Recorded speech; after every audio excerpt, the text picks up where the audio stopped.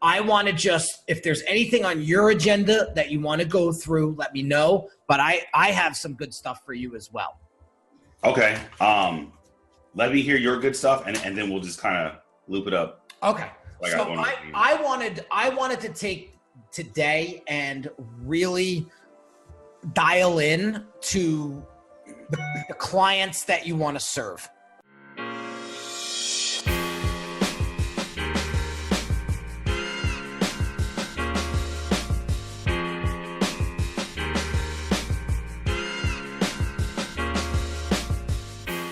I think if I can open up your mind to thinking a little bit differently when it comes to understanding your audience, I think you have a big impact now, but you're going to have even a greater impact. And it's really going to tighten up your messaging. Okay. When it comes to putting stuff out there, like some of the stuff that I saw this week was great. You doing the push-ups, doing the 60 seconds, it's like on the cliff there, like that stuff is all working for you. My biggest thing is let's start being very intentional with our messaging. Okay. Right? Like we want to guide them down a rabbit hole, if you will, to get them to invest in you monetarily. I mean, that's our goal. Right. That's the end goal. Yes. So with this group, with this Command Presence 1.0, I mean, I really want to help you get 100 clients in that thing. Yeah, that'd be legit. It's $7,500 a month. Right. That's easy money.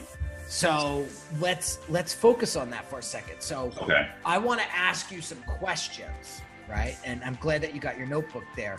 I want to ask you some questions, and I want to talk about, and I go deep into the answers. So the first question that I want to ask you is this: why would your clients buy from you?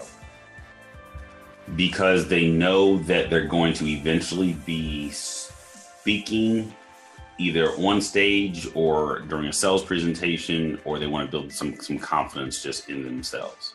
And why is that important for them? So for a lot of guys, it brings them back to the person that they were in high school or college. To some people, they want their message to be clear, and they don't want to over talk when they get the opportunity to be on stage. Ooh, talk to me about that. How do people over talk? They just get nervous and they just go, and that most people do that. They don't know when to stop talking. That is me, my friend. That has happened several times in the past, where they're like, okay, we got to turn this guy off now. Right. Okay. So they have this urge or this want to speak in front of on stage in front of crowds to help them articulate their message, be more of an impact, share their purpose, the whole nine, right? Right. So my question, so that's great. So they hire you because you have that expertise. Right. Now, let me ask you a question. Now that they bought from you, why don't they buy more? Because I don't have more. So we got to talk about that. Okay. All right. Why don't you have more? Yeah, because I haven't built a business. I built a brand. I'm an entrepreneur, but I haven't built a business. I just got picked up to be a confidence facilitator. Yeah, you don't really hear a lot of this. I don't really hear ET talking too much about his backstory. Right. I get that. So, but he is your direct competition. I got you. Okay. I would love to have his following. So yeah, I think that you're doing a hell of a job building that. You know, it took him years to get to where he's at today. Yeah. Let's not forget, right? He just didn't pop up and like, boom, ta-da. You know, 1 million people were following him. So that took a long time, but you're on your way. Like the stuff that you're putting out is punchy and connecting and very vulnerable, and there's this emotional side of you that people are connecting with, and you're doing a hell of a job with that. Again, getting back to how do we monetize it? How do we make you money with it? Right. So one of the things that I want to ask you is, what problem are your customers trying to solve, and why haven't they solved it yet? They're trying to, so this is what I hear. They're trying to connect with an audience or get their audience to understand them. They haven't solved it yet because they're trying to be the Gary Vaynerchuk's. They're trying to be the Eric Thomas and any other speaker that they look up to. And their messaging sounds unnatural. And by the time they work with me, they get to a point of comfortability in telling their story. And now their story is their platform. And that's what people connect to. They land on their platform by connecting to their story. But most people don't tell their story. Most people have never heard themselves tell their story. Because they're afraid. They're either afraid or they've put it so far out of their mind that they don't think it's part of them anymore. That is deep. And what are they afraid of? Being judged. They're afraid of the emotions that come with telling their story, addressing issues. What do they think is going to happen if they told their story? They don't think past that because that would require them to engage a certain level of emotion. So they don't think. If we're such emotional creatures, why would we want to suppress that? Because it's easy. It's easier to suppress than to address. Next quote. Right. Instagram quote. Matter of fact, I'm writing that down. I don't know what I'm doing. You don't know what you don't know. That's fine. But I get a lot out of the process. And then, in the speakers world, it's a game. I'm dealing with divas every single day. And so I can't, I got to learn when to, know when to shut up, because no speakers really know me until they see me speak. And they're like, all right, who is this dude? Mm-hmm. So there's a balance between being, and I'm just going to use the word rock star from my brand, and getting a TV show and doing all this stuff, but then tying in the speaker portion of it. I mean, yes, I have a speaker's agent. I do a little bit of speaking, but I truly believe it's a process. Yeah. And at the end of the day, I don't have a back end to my business. Right. What would you, let me ask you a question.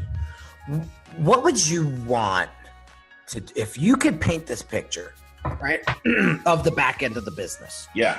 And we're playing God now, right? Okay. We can create anything we want. Right. What would that back end of the business look like for you?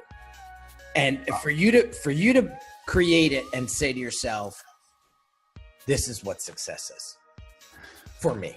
I have about 8 to 10 Think React Lead or / Command Presence speakers. When I go to different countries, half of them come with, and it's a big to do. I have a university approach, more so an online. I mean, basically mirroring the John Maxwell, where he has all these programs. But I've built it, but somebody comes in and helps me run it, because I only know what I know, right? So I'm learning that I need a team, like like world-class people that do one thing, and they come in and help me build all this stuff out. There, it literally dawned on me the other day. If I have 1,000 people into my Command Presence program, that's $75,000 a month. Like 1,000 people is not a lot. It's like at all. It's not. And $75,000 a month, like that changes the way people live. I'm just gonna put that out. That changes a lot. A month? Yeah, right, exactly. So if I like to me, that's so tangible. $75,000 a month, 1,000 people in my Command Presence Facebook group is realistic. Yeah. But then having 4 or 5 more things they can attach themselves to as while they're paying the $75 a month. But now that I know, I mean, I think over the last 45 days, maybe 60 days, I finally know my lane. Like I was in my lane, but I don't know if I want to go idiot lane, carpool, am I taking the turnpike? Like I didn't know. But now, like I'm going to be in the fast lane. Like I know where I'm staying. And that's teaching people how to speak. That's building confidence. And just knowing that landed me a gig at this school where I'm teaching or facilitating. And all these people do all the back end, Facebook, and that's their thing. But when they leave, they don't do anything with it. Right. They lack confidence. So, so the entry, the gateway into Think React Lead would be Command Presence 1.0. Yeah. That would be like the gateway. Yeah. Right? And then you're coaching them in building confidence and creating a presence on stage and online and all these different things, right? So there's got to be some sort of curriculum in this level, right? I'm thinking if you want to take the university approach to this, right? There's got to be some sort of curriculum that you deliver. And I think, and you know me, I'm going to give it to you straight, D. Yeah, definitely. One of the things that I see lacking is the actual development of these deliverables. Okay. Like I don't see Dom Faussette sitting down and correct me if I'm wrong. No, go ahead. You're right. You're pretty certain. I don't see Dom taking a morning from 8 to 10 or 8 to 12 and mapping out a curriculum for Command Presence 2.0. Okay. I don't see him doing it. No. But if Dom blocked out that time from the world and sat down and outlined it and then filled in the outline with tangible, deliverable, that will start to build out this process. And it'll start to build out the curriculum. So if I need to sit down with you and we'll do it together online through a Google Doc. It'd be like me sitting next to you, right? I will do that. So like, for example, on our next call, let's take Command Presence 2.0 and map it out. Right? Okay. What's the first thing that you're going to do for them in this, right? You don't have to answer that now. Right. But here, I want you to start thinking this way. Okay. Where are they now? Right. Where do they want to go? What is Dom Faussette going to do in between to get them there? What does that module, what do those modules look like? What does that outline look like? So that when they come in, they expect to be a different person when they get out or when they graduate. Let's use university terms. Mm-hmm. When they graduate this program, what are they going to get out of it? Because remember, people buy the outcome, people buy solutions. They don't buy they don't buy the features, right? They buy what you're actually going to do for them. You want to make that impact, right? You want to touch all those people. That's what you told me when we first started working together. You want to take that and you want to find their potential, pull it out of them and say, go. Right? Command presence. So I need you to be spending time. And I can help you with this. I'm here for you to sort of bounce things off of me in between these calls.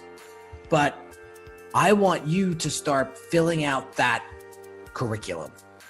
And I would make it fun. I would make it engaging. Great. When those people are in that group setting, engage with them. And you're so good at this, dude. It comes so natural to you, right? You just got to sit down on a Sunday evening on your boat or wherever you're at and say, what am I going to bring to my family, my community this week, right? You just map that out. You send out a couple emails. You remind them that this is when we're going to go live. This is when the group congregation is going to take place this week. And it should be a consistent date and time. Right. Right. And then you present And then you got to remember, processes are so key. So you got to remember what happens now after the live presentation. You're going to have to archive that video somewhere where they can go to it and catch the replay. Right? Which I would just leave it in the group, in the Facebook group. There you go. Simple. Done. Why make extra work for yourself, right? I would go live there, leave it there. Leave it there, right? Maybe you have some sort of tangible that you deliver to them above and beyond that video, right? And that's how you just do that via email, right? Right. So those are some of the things that we got to do, because one thing you got to remember is if Facebook goes away, your whole business goes away. Right. So you download that video to a safe place, whether it be a membership area inside of ClickFunnels we could build out for you. Okay. Right. And they could go there and they have the access to it. It's very simple to build.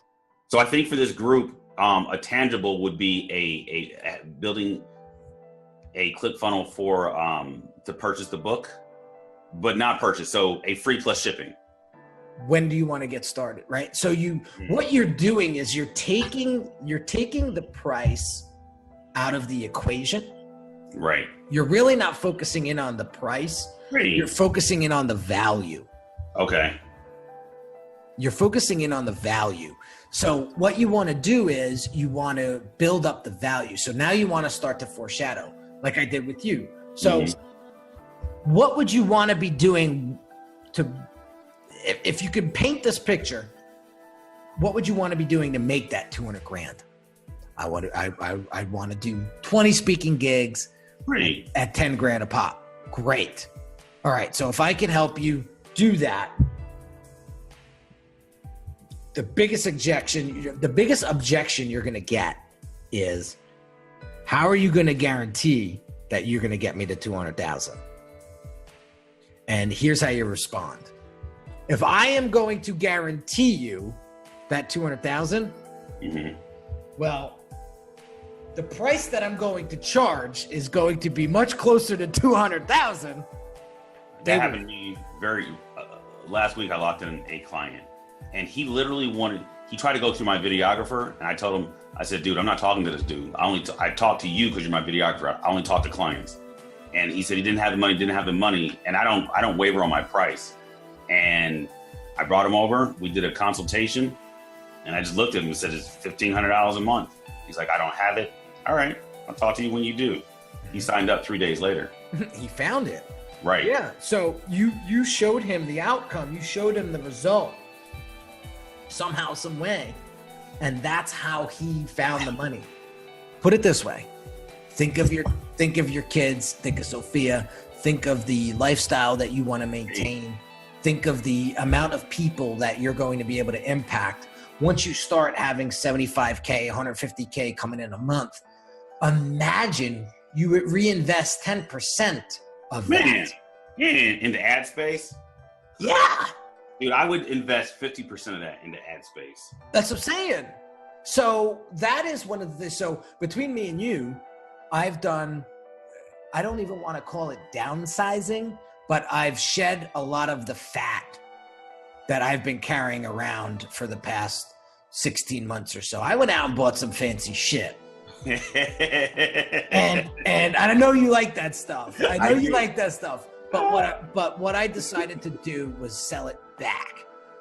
Oh man. Okay. I sold it back, and you know what was funny? It didn't hurt as much. It didn't sting as much as I thought it was going to sting. Did you ever hear of the compounding penny story?